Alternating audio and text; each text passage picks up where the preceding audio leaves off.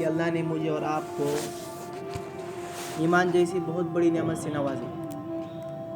ایمان بہت بڑی نعمت ہے۔ کیوں؟ اس لیے کہ اسی ایمان پر اللہ تعالیٰ نے جنت کا وعدہ کر رکھا ہے۔ دنیا کی پوری زندگی انسان نے گزار دیا، پوری زندگی انسان نے گزارا، مال ہے، پراپرٹی ہے، جائیداد ہے، گھر ہے، بنگلہ ہے، سواری ہے، سب کچھ ہے اس کے پاس، صرف ایک چیز نہیں اس کے پاس، ایمان۔ وہ شخص ناکام ہے، وہ شخص خسارے میں ہے۔ قد خسر خسرانا مبینہ۔ اللہ نے کامیابی کا جو مدار رکھا ہے، اللہ نے قرآن میں فرمایا ان الذین آمنوا وعملوا الصالحات۔ دوسرے جو قرآن پاک کی آیت ہے اس کے اندر اللہ نے یوں کہا والعصر ان الانسان لفی خسر، والعصر ان الانسان لفی خسر۔ تمام انسان خسارے میں ہے۔ تمام انسان کس میں ہے؟ تمام انسان خسارے میں ہے۔ پھر آگے اللہ نے قید لگائی الا الذین آمنوا وعملوا الصالحات وتواصوا بالحق وتواصوا بالصبر۔ مگر استثناء کیا اللہ نے ان لوگوں کا، یہ لوگ خسارے میں نہیں۔ پہلے کے لوگ خسارے میں، اور اس کے بعد جو ہم بیان کر رہے ہیں یہ لوگ خسارے میں نہیں۔ یہ کون لوگ ہیں؟ یہ وہ لوگ ہیں جو ایمان لاتے ہیں۔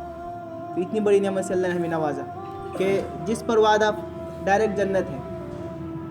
ابو یعلا رضی اللہ، ابو یعلا یا پھر ابو لیلہ دونوں میں سے ایک ہے، حضرت عمر رضی اللہ تعالیٰ عنہ سے روایت کرتے ہیں اللہ کے رسول صلی اللہ علیہ وسلم نے حضرت عمر رضی اللہ تعالیٰ عنہ سے کہا فنادی فی الناس، کہ تم جاؤ لوگوں میں اعلان کرو کہ جس نے کلمہ لا الہ الا اللہ پڑھا تو وہ جنت میں داخل ہوگا، وہ جنت میں داخل ہوگا۔ ایک حدیث میں اللہ کے رسول نے فرمایا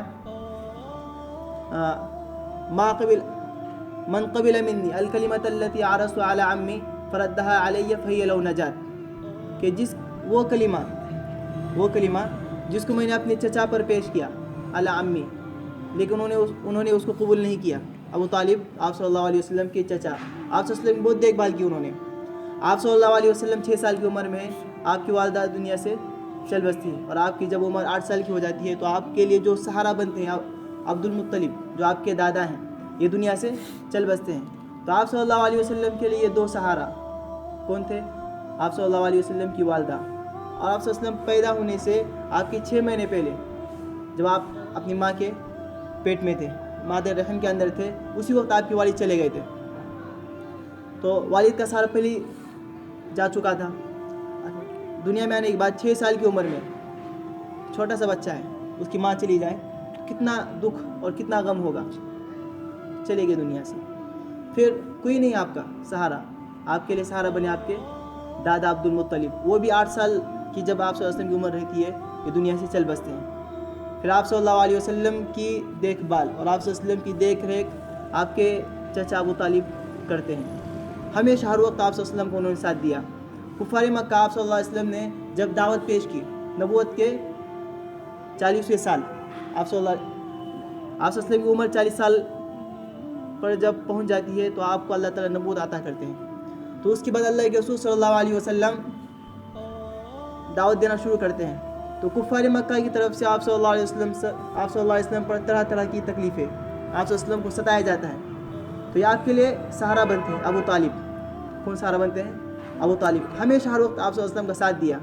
3 سال آپ صلی اللہ علیہ وسلم شعب ابی طالب کے اندر رہے۔ ایک گھاٹی تھی، آپ پر پریشانیاں ڈالی گئی، ایک بائیکاٹ لکھا گیا، سوشل بائیکاٹ، آپ صلی اللہ علیہ وسلم اور آپ کے قبیلے کے خلاف۔ بنی ہاشم جس میں آپ کے چاچا ابو طالب بھی تھے، وہ بھی آپ صلی اللہ علیہ وسلم کے ساتھ 3 سال تک رہے۔ تو آپ صلی اللہ علیہ وسلم کیا فرما رہے ہیں؟ من قبل منی الکلمۃ التی عرضت علی عمی فردها علی فہی لہ نجات، کہ جو کلمہ میں نے اپنے چچا پر پیش کیا، اتنا مہربان چچا اور اتنا آپ صلی اللہ علیہ وسلم کے لیے اپنی جان نچھاور کرنے والا۔ ایک مرتبہ ہوا یہ کہ کفار مکہ ایک جماعت کی شکل میں آپ صلی اللہ علیہ وسلم کے پاس آئے کہ آپ یا تو 1 سال تک ہم آپ کے مذہب پر رہیں گے، پھر 1 سال آپ ہماری اس میں، یعنی کہ سمجھوتا کریں ہم دونوں مل کر۔ تو اس پر ایک آیت قرآن پاک کی ایک سورت نازل ہوئی، قل یا ایھا الکافرون لا اعبد ما تعبدون ولا انتم عابدون ما اعبد ولا انا عابد ما عبدتم۔ میں صرف اللہ کی عبادت کروں گا، میں صرف اللہ کی عبادت کروں گا، اللہ کی عبادت کے علاوہ کسی اور کی عبادت نہیں ہو سکتی۔ قرآن میں خود اللہ نے کہا اعبدوا اللہ، کہ تم اللہ کی عبادت کرو. یہ ہماری پہچان ہے, یہ ہماری پہچان ہے اور یہ ہمارا شعار ہے کہ جو مسلمان بنتا ہے 2 چیزیں اس کے اندر بنیادی حیثیت کی ہے. کتنی چیزیں؟ 2 چیزیں. نمبر 1 اللہ تعالیٰ کی وحدانیت کو ماننا. نمبر 2 اللہ کے رسول کی تعلیمات پر اپنی زندگی نچھاور کرنا. اگر کوئی بندہ اپنا ذہن اور اپنا دماغ اللہ تعالیٰ کی وحدانیت پر جمائے ہوئے ہے لیکن اللہ کے رسول کو نہیں مانتا تو یہ مسلمان نہیں. دونوں چیزوں ساتھ میں رکھ کر چلنا ہے, دونوں چیزوں کو ساتھ میں رکھ کر چلنا ہے. یہود نصارہ کیا وہ اللہ کے دین کو ماننے والے نے؟ کیا وہ صحیح طور پہ کیا وہ اللہ کی وحدانیت کو نہیں مانتے؟ مانتے ہیں. اللہ کو ایک جانتے ہیں, اللہ کو ایک گردانتے ہیں, لیکن وہ مشرک کیوں ہوئے, وہ کافر کیوں ہوئے؟ اس لیے کہ اللہ کے رسول جو کہ آخری ہیں اس کو انہوں نے نہیں مانا. اللہ کے رسول خاتم النبیین ہے, آپ کے بعد کوئی نبی نہیں. ہم قرآن میں کیا فرمایا اللہ نے؟ لا نفرق بین احد منہم, لا نفرق بین احد منہم. جتنے انبیاء دنیا کے اندر آئے ہیں ہم سب کو نبی مانتے ہیں, ہم سب کو نبی مانتے ہیں. ایک نبی کا انکار کفر تک پہنچاتا ہے, ایک نبی کا انکار کفر تک پہنچاتا ہے. اس لیے اگر آج عیسیٰ علیہ السلام پر کوئی اگر کیچڑ اچھالتا ہے تو ان کا دفاع ہم کرتے ہیں. اگر موسیٰ علیہ السلام پر کوئی کیچڑ اچھالتا ہے تو ان کا دفاع ہم کرتے ہیں. کیوں؟ اس لیے کہ ہم تمام کو انبیاء مانتے ہیں, تمام کو اللہ کا نبی مانتے ہیں. اور وہ لوگ کیا سوچے ہوئے ہیں کہ ہم موسیٰ علیہ السلام ہی کو مانیں گے, اللہ کے رسول کو نہیں مانیں گے. اس وجہ سے یہ لوگ اسلام سے پھر گئے. اس وجہ سے ان لوگوں کو مسلمان نہیں کہا جاتا. صرف اللہ کو ایک جاننا یہ نہیں ہے, بلکہ اللہ کو ایک جاننے کے ساتھ اللہ کے نبی کو, اللہ کا رسول ماننا یہ بھی ضروری ہے مسلمان کے لیے. مسلمان کے لیے جہاں اللہ کو ایک ماننا ہے, قل اللہ احد اللہ الصمد لم یلد ولم یولد ولم یکن لہ کفوا احد. اللہ ایک ہے, اکیلا ہے, تنہا ہے, اللہ بے نیاز ہے. جہاں ایک طرف اللہ کے احکامات پر زندگی نچھاور کرنا ہے, جہاں ایک طرف اللہ کی وحدانیت پر زندگی کو اپنے ڈالنا ہے, جہاں ایک طرف آسمان و زمین کے بنانے والے رب کو رب جاننا ہے, تو وہیں دوسری طرف اس کے بھیجے ہوئے رسول, اس کا تعارف کرانے کے لیے آئے ہوئے حضرت محمد عربی صلی اللہ علیہ وسلم کو آخری نبی ماننا بھی ہے. وما محمد الا رسول, وما محمد الا رسول. قرآن میں ایک جگہ پر اللہ تعالیٰ نے کہا کہ یہ خاتم النبیین ہے, یہ آخری نبی ہیں. تو ان کا سہارا بننے والے ابو طالب, ان کا سہارا بننے والے ابو طالب آپ صلی اللہ علیہ وسلم کے چچا ہمیشہ دیکھ بھال کیا کرتے تھے. تو وہ سمجھوتا کرنے کے لیے آئے تھے کفار مکہ. ہمیشہ آپ صلی اللہ علیہ وسلم کو انہوں نے تکلیفیں دی. ایک مرتبہ آپ صلی اللہ علیہ وسلم کعبۃ اللہ کے پاس نماز پڑھ رہے تھے.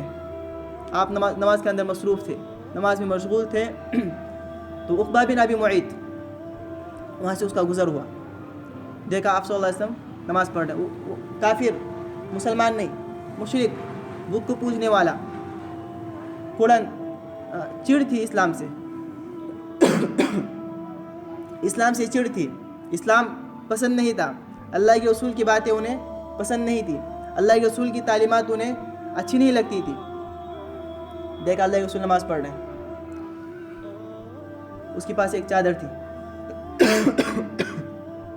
چادر کو مروڑا اس نے اور پھر آ کر آپ صلی اللہ علیہ وسلم کے گلے میں ڈال کر گھمایا, جسے آپ صلی اللہ علیہ وسلم کو بہت تکلیف ہوئی.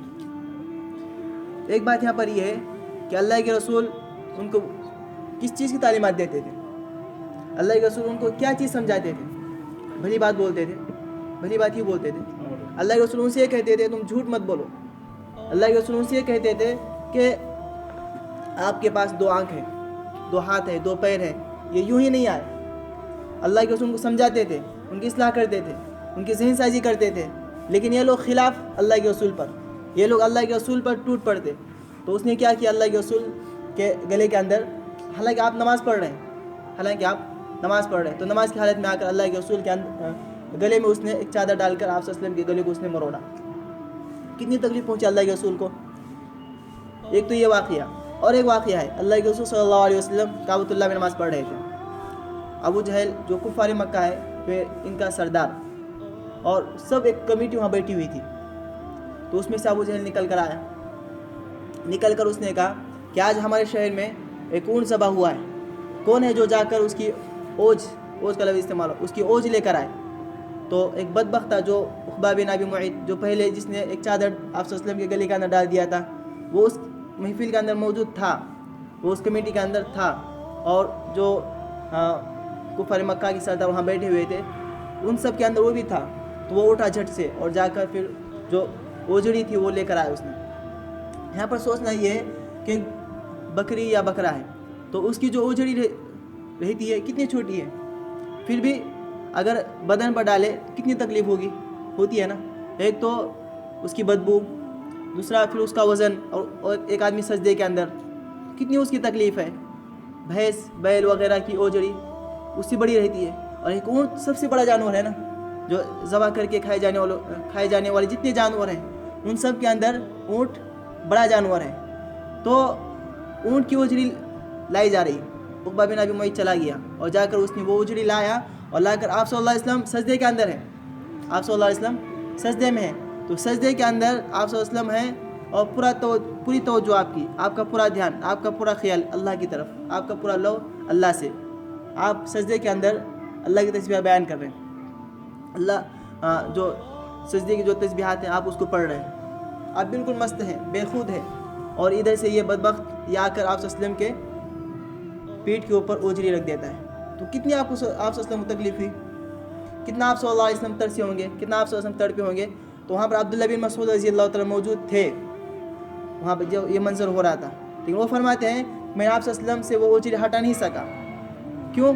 اس لیے کفار مکہ تھے۔ ابھی ایک بات یہ کہ ایک دشمنان اسلام ہے موجود، ایک بندہ اکیلا ادھر ہے، تو ان سب کے سامنے اس کی ہمت ہوگی، تو اور ویسے بھی وہ جو مکہ کا دور تھا وہ سخت دور تھا، کوئی آگے نہیں بڑھ سکتا تھا۔ وہ ابو ذر رضی اللہ تعالیٰ عنہ قصہ ہے کہ انہوں نے اپنے اسلام کا اظہار کیا، حالانکہ اللہ کے رسول نے منع کیا تھا کہ تم اپنے ایمان کا اظہار نہ کرو، تو انہوں نے کیا اپنے ایمان کا اظہار، انہیں رہا نہیں جا رہا، تو انہوں نے کہا کہ میں نے کلمہ لا الہ الا اللہ پڑھ لیا، میں مسلمان ہو گیا، تو سب کفار مکہ ان پہ ٹوٹ پڑے۔ تو یہ موقع اس طرح کا نہیں تھا کہ وہاں پر ایک دوسرے کا ساتھ دیا جائے، چھپ چھپ کر ساری چیزیں چل رہی تھی۔ عبداللہ بن مسعود کہتے ہیں میں موجود تھا، میری ہمت نہیں ہوئی ان لوگوں کے درمیان آپ صلی اللہ علیہ وسلم کی مدد کرنے کی۔ ایک چھوٹی سی بچی حضرت فاطمہ رضی اللہ تعالیٰ عنہ، ننھی سے اس کے ہاتھ، وہ جب پتہ چلتا ہے کہ تیرا ابو کے ساتھ میں اس طرح سلوک کیا گیا، وہ دوڑی اپنے گھر سے آ کر آپ صلی اللہ علیہ وسلم کے اوپر سے وہ اوجری ہٹا دیتی ہے، اور یہ سبھی ادھر ہنسی مذاق کر رہے ہیں کفار مکہ، حالانکہ دونوں جہاں کا سردار ہے، دونوں جہاں کا سردار، دونوں جہاں اس کے تو فعل بنائے گئے، اللہ ان ربکم اللہ الذی خلق السماوات والارض فی ستۃ ایام ثم استوى علی العرش، اتنا بڑا رب، آسمان و زمین کا پیدا کرنے والا، اس کا رسول، اس کا چہیتا، جب پیدا ہونے پر قیصر و کسریٰ کے جو تاج و تختہ تھے وہ گر گئے، 14 کنگرے تھے وہ ٹوٹ کے گر گئے، نہر ساواں وہ کیا ہو گئی، خشک ہو گئی۔ تو اتنا بڑا اور اتنی عظمت اس کی کہ دنیا میں جب وہ آ گیا تو اندھیریا سب ختم ہو گئی، روشنی چاروں طرف، ایک وہ آگ کہ جو ہزاروں سال سے جل رہی تھی، ہزاروں سال سے کبھی وہ بجھی نہیں، میرے نبی کی آمد پر، میرے نبی کی پیدائش پر وہ آگ بھی کیا ہو گئی، ہمیشہ کے لیے بجھ گئی۔ تو اتنا بڑا نبی، اور جب پیدا ہوا تو ماں کی آنکھوں سے آنسو نکلنے لگے، باپ نہیں ہے سنبھالنے کے لیے، کون اس کا سہارا بنے گا، ایسے وقت میں اس کی مدد کون کرے گا، کون بازار میں لے جا کر میرے بچوں کو کھلائے گا، کون بازار میں لے جا کر اس کی ہر پسند چیز اس کو دے دے گا، کون ہے جو اس کی ہر اعتبار سے مدد کرے گا، اس کی دیکھ بھال کرے گا۔ یہ آنکھوں میں ان کے آنسو ہیں، ان کی ماں کے، ادھر سے آسمان سے آواز آتی ہے آمینہ یہ بچہ بہت عزت والا ہے، یہ بچہ بہت شان والا ہے، اگر کھلونے کے لیے اگر کوئی چیز مانگتا ہے تو آسمان اس کے لیے حاضر ہے۔ تو اتنا بڑا وہ رسول کہ بچپن میں جب وہ دنیا کے اندر آ گیا تو اس کے لیے کھیل کے لیے یہ ساری چیزیں پیش کی جا رہی، اور اس کے لیے جبرائیل حاضر ہے۔ کون جبرائیل؟ کہ ایک پر اتنا بڑا حضرت جبرائیل السلام، اتنا بڑا وہ فرشتہ کہ ایک پر نکال دے ساری دنیا کیا ہو جائے، ساری دنیا ڈھک جائے اس کی وجہ، چھپ جائے اس کی وجہ سے، اتنا بڑا فرشتہ، تو وہ اللہ کے رسول کی خدمت کے لیے تیار۔ تو اس نبی کے ساتھ میں کیا سلوک کیا گیا کہ ان کو ستایا گیا، ان کو تڑپایا گیا، اور وہ اس کا مہربان چچا ابو طالب، اس نبی کا اتنے بڑے رسول کا مہربان چچا ابو طالب، وہ فرماتے من قبل منی الکلمۃ التي عرضت على عمی فردها علی فهي لو نجات، جو مجھ سے وہ کلمہ قبول کر لے جو میں نے اپنے چچا پر پیش کیا تھا تو اس کے نجات کے لیے کافی ہے۔ تو اتنی بڑی نعمت اللہ نے ہم کو دی ہے ایمان، اسی ایمان پر اللہ تعالیٰ فیصلے فرمائے گا۔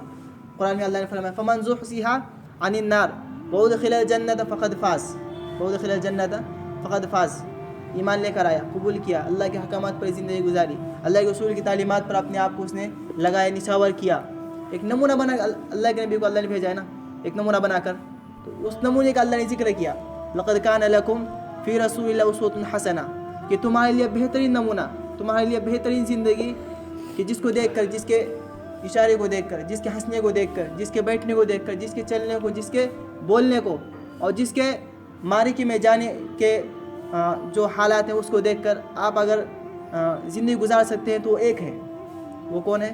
وہ ایک ہے، اور وہ محمد عربی صلی اللہ علیہ وسلم، اس کی چال، اس کا بیٹھنا، اس کا چلنا، اس کی ہر ادا پر تم فدا ہو جاؤ، اس کی ہر ادا پر تم نشاور ہو جاؤ۔ یہ ساری صفات پیدا کی صحابہ نے، وَيُؤْثِرُونَ عَلَىٰ أَنفُسِهِمْ وَلَوْ كَانَ بِهِمْ خَصَاصَةٌ، وَيُؤْثِرُونَ عَلَىٰ أَنفُسِهِمْ وَلَوْ كَانَ بِهِمْ خَصَاصَةٌ، کہاں ایک طرف روم فارس یہ عالمی سطح پر حکومت کیا کرتے تھے، جیسے آج سپر پاور امریکہ کہا جاتا ہے، تو اس وقت تک وہ سپر پاور اور وہ حکومت کرنے کے لیے تیار نہیں تھے، عرب پہ حکومت کرنے کے لیے تیار نہیں تھے، کیوں؟ اس لیے کہ جہالت بہت ہو چکی تھی۔ اللہ کے رسول آئے اور آ کر ان کی اصلاح کی، انہیں بنایا، انہیں تعلیمات دی۔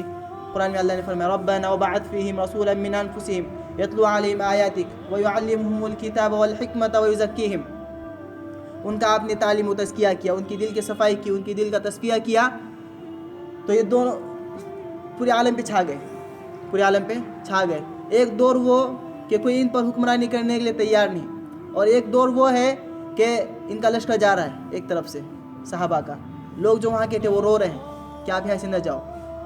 کیسی وہ صفات تھی، کس طرح سے انہوں نے اپنے آپ کو بنایا، تو یہ ایمان ہے، یہ ایمان کا نور ہے، ہر کوئی اس کو اپنے قریب کرنا چاہتا ہے۔ تو وہ چیز اللہ نے ہم کو دی ہے، وہ چیز اللہ نے ہم کو دی ہے کہ کل قیامت کے دن کہ اعمال اس کے سامنے ایک روشنی بن کر آئیں گے، اعمال اس کے سامنے روشنی بن کر آئیں گے، تو یہ ایمان کا نور ہوگا، تو یہ اس کے اعمال صالحہ کا نور ہوگا جو اس کو ہمیشہ اپنا ساتھ دے گا، قبر میں جانے کے بعد بھی ایمانی کام آئے گا۔ نماز اس نے پڑھی ہے، زکوٰۃ اس نے دی ہے، تو یہ ساری چیزیں اس کو گھیر لیں گے، اور گھیر کر جو عذاب آنے والا ہوگا وہ عذاب اس سے ہٹ جائے گا۔ تو یہ ہے ایمان والے کی قیمت، کہ ہمیشہ ہر وقت اللہ ان کے ساتھ ہے۔ غار کے اندر اللہ کے رسول صلی اللہ علیہ وسلم ہجرت کر رہے تھے، آپ کے ساتھ میں حضرت ابوبکر صدیق رضی اللہ تعالیٰ عنہ، ایک قافلہ عبداللہ بن اریقط اور عامر بن فہیرہ، یہ آپ کے ساتھ میں موجود تھے اس سفر کے اندر۔ عبداللہ بن اریقط مسلمان نہیں، کافر، آپ صلی اللہ علیہ وسلم کا جو اونٹ تھا اس کی نکیل پکڑ کر وہ چل رہے تھے، کیوں؟ اس لیے کہ ساحل کا جو راستہ وہ معلوم تھا، اور قریش مکہ آپ صلی اللہ علیہ وسلم پر ہمیشہ انہوں نے میٹنگ کی تھی کہ اللہ کے رسول صلی اللہ علیہ وسلم کو نعوذ باللہ آج قتل کرنا ہے۔ اصل میں جو مکہ ہے، مکہ میں ایک دارالندوہ تھا، مکہ میں کیا تھا؟ ایک دارالندوہ تھا۔ قصی بن کلاب ان کے جد امجد، ہر کوئی ان کا اعتبار کرتا ہے اور ہر کوئی ان کو مانتا ہے، تو انہوں نے ایک مشورے کے لیے دارالندوہ بنایا تھا۔ کیا بنایا تھا انہوں نے؟ دارالندوہ بنایا تھا۔ تو آپ صلی اللہ علیہ وسلم پر ظلم زیادہ ہوا، اور آپ صلی اللہ علیہ وسلم کی جو دعوت وہ پھیلنے لگی، اور بہت لوگ اسلام قبول کرنے لگے، ہجرت بھی ہو گئی تھی، حبشہ کی ہجرت ہو گئی، 2 مرتبہ ہجرت ہوئی حبشہ کی، اور ادھر مدینہ سے کچھ لوگ آئے تھے، انہوں نے کہا کہ ہم آپ کا پورا ساتھ دینے والے ہیں، تو پھر ہجرت کے لیے بھی مدینہ کے لیے بھی اصحاب چلے گئے، ادھر پہلے جا چکے تھے، ادھر بھی سب صحابہ چلے گئے، اور ایک میٹنگ لگایا انہوں نے۔ اب ان کو یہ بات محسوس ہوئی کہ اب یہ دین کیا ہوگا؟ پھیلے گا، اسلام سارے عالم پہ چھائے گا، تو ہماری جو شہرت، ہماری جو عزت وہ بالکل ملیا میٹ ہو جائے گی۔ تو انہیں خدشہ تھا، اس لیے انہوں نے فوراً ایک میٹنگ بلائی، اور اس کے اندر سب لوگ اکٹھا ہوئے، قریش کے جو لوگ تھے بڑے بڑے بااثر، وہ سب اکٹھا ہوئے، اور اس کے اندر شیطان نزدیک بوڑھے شکل کے اندر وہ آ گیا۔ اس کے اندر ایک بات تو یہ ہے کہ شیطان آ گیا، تو انہوں نے شیطان ایک بوڑھا ایک اجنبی آدمی اگر اپنے مشورے کے اندر آتا ہے تو ہم اس کو نہیں لیتے، کیوں؟ اس لیے ہمیں اس پر اعتماد نہیں، ایک اجنبی شخص ہے ایک اجنبی شخص ہے نا تو اس کو ہم اپنے مشورے کے اندر نہیں لیں گے. لیکن اس بوڑھے شخص کو کیوں لیا انہوں نے؟ اس وجہ سے لیا کہ انہوں نے کچھ اس طرح باتیں کی پہلے کہ جو یہ مشورہ کر رہے تھے اور جس مقصد پر یہ اپنا مشورہ کرنا چاہ رہے تھے اس مقصد کے اندر انہوں نے اس بوڑھے شخص کو پایا جو ان کی رائے تھی, جو ان کا ذہن تھا. اسی ذہن پر اس بوڑھے کو پا کر پھر انہوں نے اپنے مشورے کے اندر شرکت کر لی, تو اس کے اندر شریک ہو گیا. بعض لوگوں نے مشورہ کیا دیا کیا نعوذ باللہ اللہ کے رسول کیا کیا جائے, مکہ سے باہر کیا جائے, شہر بدل کیا جائے. اور بعض نے یہ مشورہ پیش کیا کہ ایک کمرے کے اندر ان کو بند کیا جائے, ایک کمرے کے اندر. تو ابو جہل اس کا مین تھا, ابو جہل فیصل تھا, تو ابو جہل نے انکار کیا, نہ یہ مانا جائے گا, نہ یہ مانا جائے گا. کیوں؟ اس لیے کہ اگر اللہ کے رسول صلی اللہ علیہ وسلم جلا وطن کیے گئے تو باہر جا کر وہ اپنی ایک بڑی حکومت بنا سکتے ہیں, پھر آ کر مکہ پر وہ چڑھائی کر سکتے ہیں. تو آپ صلی اللہ علیہ وسلم کا قید بھی کیا جائے, آج نہیں کل کوئی نہ کوئی ان کو ہے نا چھڑا کر لے کر جائے گا. تو یہ دونوں رائے مسترد کر دی گئی. تیسری رائے, جو بوڑھا شخص تھا نزدیک کی شکل کے اندر آیا تھا, وہ شیطان تھا. تو اس نے ایک رائے پیش کی. اس نے رائے کیا دی کہ نعوذ باللہ اللہ کے رسول صلی اللہ علیہ وسلم کو مکہ کے جتنے قبائل کے لوگ ہیں سب 62 لوگ موجود تھے وہاں پر, اس لیے ہر قبیلے کا ایک فرد مل کر اللہ کے رسول کو قتل کرے. تو اس رائے پر اتفاق ہوا. ابو جہل نے کہا کہ ہاں یہ رائے, ابو جہل نے رائے پیش کیا تھا. یہ رائے کس نے پیش کیا تھا؟ ابو جہل نے. تو اس رائے پر اس بوڑھے شخص نے کہا ہاں یہ رائے بہتر ہے. یہ رائے بہتر کیوں بولا اس نے؟ اس لیے کہ ایک طرف بنیادی مناف ہے اور ایک طرف ادھر پورے قبائل کے لوگ ہیں. تو یہ ایک خاندان, تمام خاندان اس مقابلہ نہیں کر پائے گا.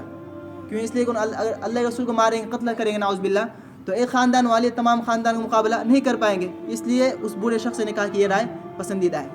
تو اللہ کے رسول صلی اللہ علیہ وسلم کو قتل کرنے در پہ ہوئے سب.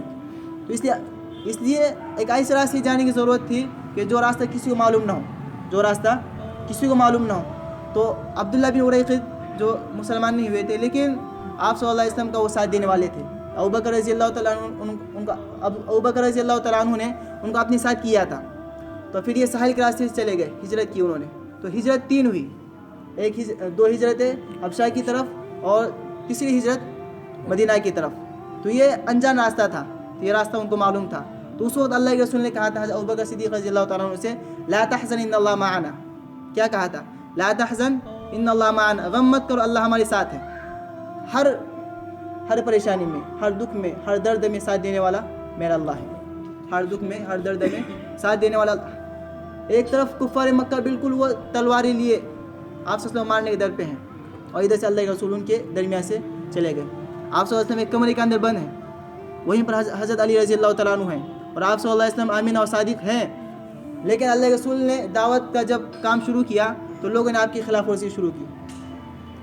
آپ ایک کمرے کے اندر ہیں, لوگوں نے مشورہ کر کے جب آپ صلی اللہ علیہ وسلم کو مارنے کے لیے آئے تو سب کے ہاتھوں میں تلوار ہیں.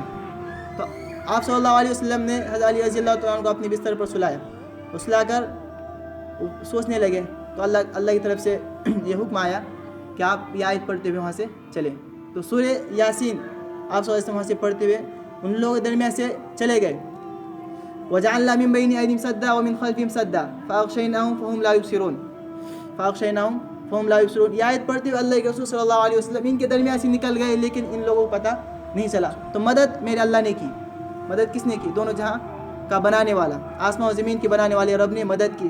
ہر وقت اللہ کا ساتھ ہے, ہر وقت اللہ کا ساتھ ہے. وہ ایمان اللہ نے ہمیں دیا ہے, اس لیے ہمیں مرتے دم تک اس ایمان پر محنت کرنا ہے اور اس کو بچا کر آخرت میں لے جانا ہے. جو بھی ایک ذرہ بھی اپنا ایمان بچا کر لے کر آئے گا اس کو دنیا سے 10 گنا بڑی جنت, عرضها كعرض السماوات والارض. ہمیں اس پر محنت کرنا ہے, اور اللہ تعالیٰ مجھے اور آپ کو کہنے سے زیادہ اور سننے سے زیادہ عمل کی توفیق عطا فرمائے.